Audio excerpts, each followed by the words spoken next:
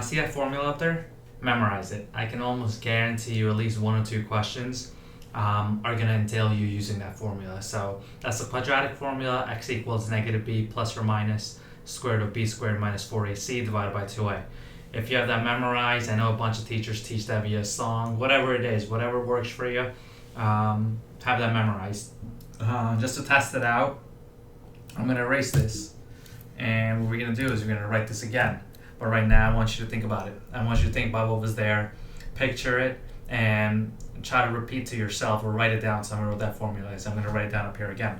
But at this point, you should be trying to think about what the quadratic formula is to yourself. If you don't have it memorized, I'm telling you, that's the best way to memorize things. Just write them over and over again and really try to picture it. Really try to picture it. So it's negative b plus or minus b squared minus 4ac divided by 2a. Okay, so keep that in mind.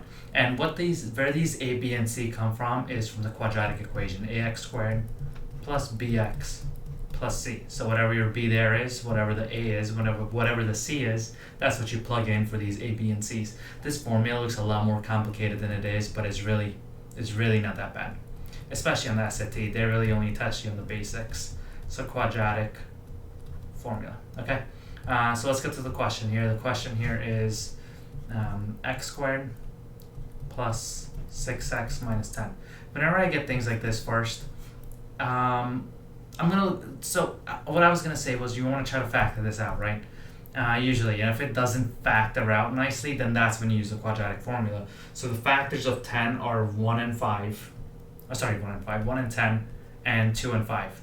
But neither a 1 and 10 combination or a 2 and 5 combination give you a 6. So that's when I know that this is really not factorable. But the other thing I was going to say was, look at the answer choices in this problem. Doesn't that remind you of the quadratic formula answers? So most likely, if you see answer choices like that, you're going to be using the quadratic formula. So take that as a big hint. Look at the answer choices, and if you see answer choices in that format, most likely you can use the quadratic formula, which is what we have to do in this case. So in this case, remember there's a 1 there, which is the imaginary 1. So that's what my a is. And one thing I do like to do is keep a running list of all my variables. So a is 1, b is 6, and c is negative 10. And now let's take it over here and let's plug everything in. You know what I'm going to do? I'm going to let you know a secret, and I'm going to make the size smaller over here. So x equals negative b. So let's plug in all my numbers in there. So x equals negative 6 plus or minus square root of negative 6 squared minus 4 times 1 times negative 10. All of this over 2 times 1, because a is 1. And let's bring it down over here. X equals negative 6 plus or minus, so that'll be 36. Minus 4 times 1 is 4. And negative 4 times 1 is negative 4. And negative 4 times negative 10 will actually be positive 40. And again, all of that over the 2. And then let's take it over here now. X will equal negative 6 plus or minus square root of 40 plus 36 will be 76. 76 over 2.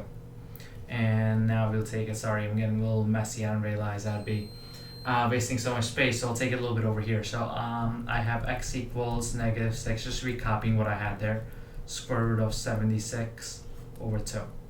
So now this 2 is dividing this and that. So that will make that negative 3 plus or minus square root of 76 over 2. Now this is where it gets a little bit tricky. Not necessarily tricky. See the square root of 76. That's really not rationalized. I mean, if I had to take a guess right now, I'd probably say answer choice B, just because that has the negative 3. But just in case C or D also had that negative 3 plus or minus, I would have to solve this part out too. So what I want to do right now is come up with a number or two numbers, factors of 76, where one of them is a perfect square. So let's try to think through what it could be. And if you look at 19, so 5 square root of 76, and we take this over here and becomes 19 times 4. Square root of 19 times square root of 4. Square root of 4 is just 2, so this will just be 2 root 19, because that's what that simplifies to. So I know that square root of 76 there. I can replace that square root of 76 with 2 square root of 19. 2 square root of 19, and now these two cancel out, and then you're left with x equals negative 3 plus or minus square root of 19 for the final answer.